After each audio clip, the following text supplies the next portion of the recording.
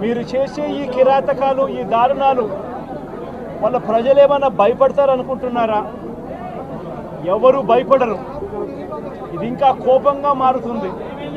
ఇది ఇంకా కోపంగా మారి చంద్రబాబు నాయుడు గారిని, తెలుగుదేశం పార్టీని రెండింటినీ కూడా బంగాళాఖాతంలో కలిపే పరిస్థితులు కూడా దారితీస్తాయి.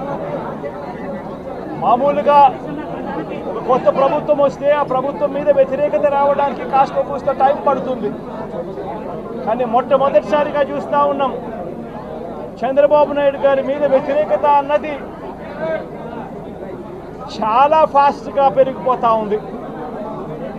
నిజంగా ముఖ్యమంత్రిగా ఉన్న వ్యక్తి గవర్నెన్స్ మీద ఫోకస్ పెట్టాల్సింది పోయి ఏం చేస్తూ ఉన్నాడు అన్నది ఒక్కసారి తనను తాను ప్రశ్నించుకోవాలి అని అడుగుతా ఉన్నా.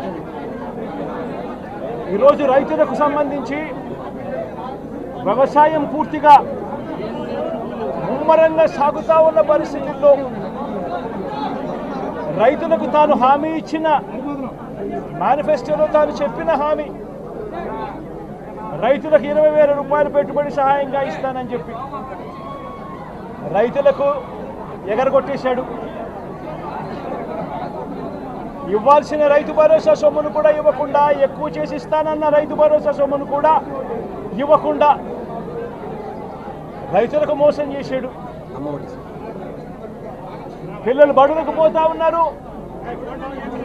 ఎంతమంది పిల్లలు బడులకు పోతా ఉన్నారు అన్నది అందరికీ తెలిసిన లెక్కలే. ప్రతి సచివాలయంలోనూ ఎంప్లాయీస్ ఉన్నారు, మండల ఎడ్యుకేషన్ ఆఫీసర్లు ఉన్నారు. అయినా కూడా తల్లులను మోసం చేస్తూ అమ్మఒడి ఎగరగొట్టేశారు. ప్రతి పిల్లాడికి ఇస్తాను అని ఎన్నికలప్పుడు చెప్పిన హామీ, నీకు 15,000, నీకు 15,000, నీకు 15,000, నీకు 15,000 అని చెప్పి ఆ ప్రతి పిల్లాడిని చూపించి ఇస్తాము అని చెప్పి ఆ పిల్లలను మోసం చేశారు.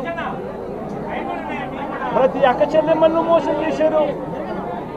తల్లులకు అమ్మఒడి ఇస్తామని తల్లుల దగ్గర నుంచి మొదలెడితే ప్రతి తల్లికి 18 సంవత్సరాలు నిండిన ప్రతి అమ్మాయికి, ప్రతి అక్కకు, ప్రతి చెల్లెమ్మకు నెలకు 1,500 రూపాయలు ఇస్తామని చెప్పి వాళ్ళను మోసం చేశారు. ఈరోజు ఫీజు రీయింబర్స్మెంట్ తీసుకుంటా ఉన్న పిల్లలు జనవరి, ఫిబ్రవరి, మార్చ్ క్వార్టర్ ఫీజులు రాలా. ఏప్రిల్, మే, జూన్ ఫీజులు, 2వ క్వార్టర్ కూడా ఫీజులు రాలా. పిల్లలు చదువుకునేదానికి కూడా ఇబ్బంది పడే పరిస్థితిలోకి, ఫీజులు కట్టలేని పరిస్థితిలోకి కాలేజీ యాజమాన్యాలు ఫీజులు అడుగుతూ ఉన్న పరిస్థితిని ఈరోజు చూస్తూ ఉన్నాం. పిల్లలకు వసతి దీవెన ఎగరగొట్టేశారు.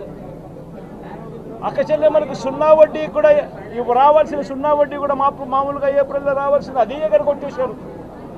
ఇవన్నీ కూడా వైఎస్ఆర్ కాంగ్రెస్ పార్టీ ఉన్నప్పుడు, జగన్ ముఖ్యమంత్రిగా ఉన్నప్పుడు క్రమం తప్పకుండా క్యాలెండర్ ఇచ్చి ప్రతి ఒక్కరిని కూడా ఆదుకుంటూ వస్తూ ఉన్న పరిస్థితి.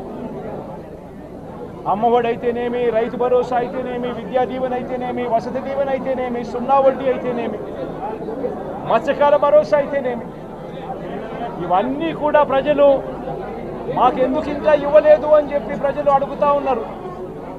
వారి గురించి పట్టించుకోకుండా, వారికి చేయాల్సిన మంచి గురించి పట్టించుకోకుండా,